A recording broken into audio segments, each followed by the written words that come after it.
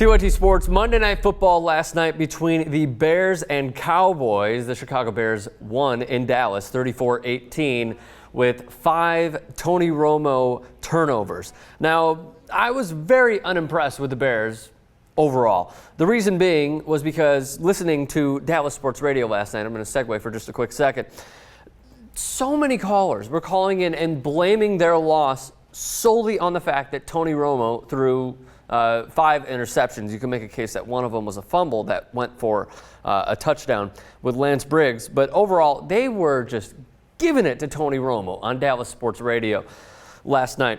I'm going to jump to his defense.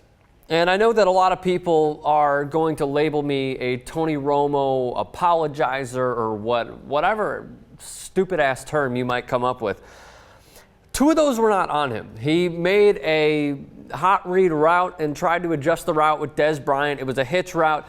Dez ran a stop and go, and Tillman read the play right away. Who knows what would have happened if he ran a hitch. Tillman ran it back for a touchdown. That one's not on him.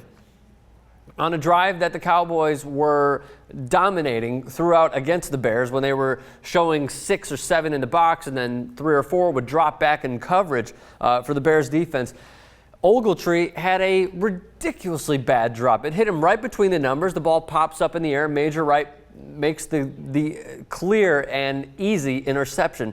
He was leveled by Miles Austin. One tweet even told me from Mark St. John that Miles Austin could be their answer at safety. But overall, you can't solely blame this game on Tony Romo. How about the rushing game for the Cowboys? They're in the bottom 4 in the league in rushing. Their scoring is just abysmal. You can maybe make a case that Tony Romo is responsible for that with a few drives that resulted in interceptions, but 29th in the NFL in rushing. They have 272 yards total. They average 68 yards per game on the ground, and they have 1 rushing touchdown.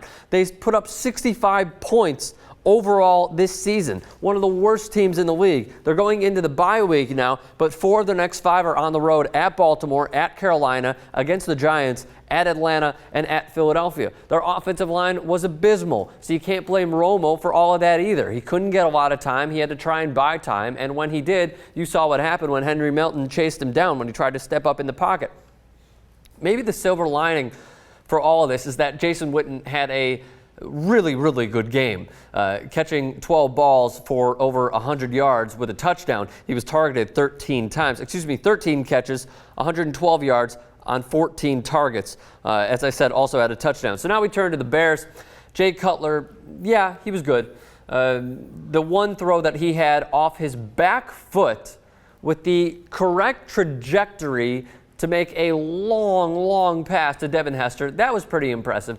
But there's never going to be a guy that's more criticized in the NFL than Jay Cutler. I absolutely promise you, based solely on body language and what he does on the sidelines. I think everyone can agree to that. There was one point in the game where he was yelling at offensive coordinator Mike Tice because he wouldn't deliver the play on time. You see him on Monday Night Football cameras, ESPN cameras, saying, "Give me the fucking play. Let's go. Give me the play." And then he just says, screw it. And he audibles into a different play, and I believe it turned into positive yards. But then you see him on the sideline. He goes and sits on the bench. Mike Tice tries to sit next to him, and then he just gets up right away and goes and gets water. He's a child. We can all agree on this. But you put up with a child when he's part of a winning formula and a winning team. So if they were to lose this game, imagine how much crap he would take for the sole fact that he was yelling, "Give me the fucking play" to Tice, and then he decided to get off the bench when Tice tried to sit next to him. We're going to put up with it for another week. And look, he was good. I'll admit it. No interceptions, 2 touchdowns, 275 yards, I believe 18 of 24 in this game. He was good. Brandon Marshall, 74 yards after the catch. 7 catches on 8 targets, 138 yards total, 1 touchdown, which was on a clear blown coverage, 71 yards after the catch. Kellen Davis had a circus catch. Man, if I'm a Cowboys fan, that play right there just makes you say, it just ain't our day. The Bears are now 3-1, tied atop the NFC North with the Minnesota Vikings.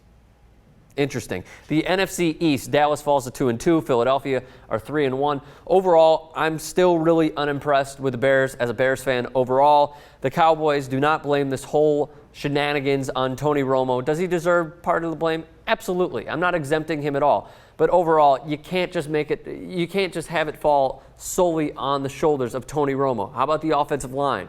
How about the running game? How about Des Bryant and Ogletree dropping passes left and right? There are a few other factors that should go into this game. Romo does not deserve all the blame.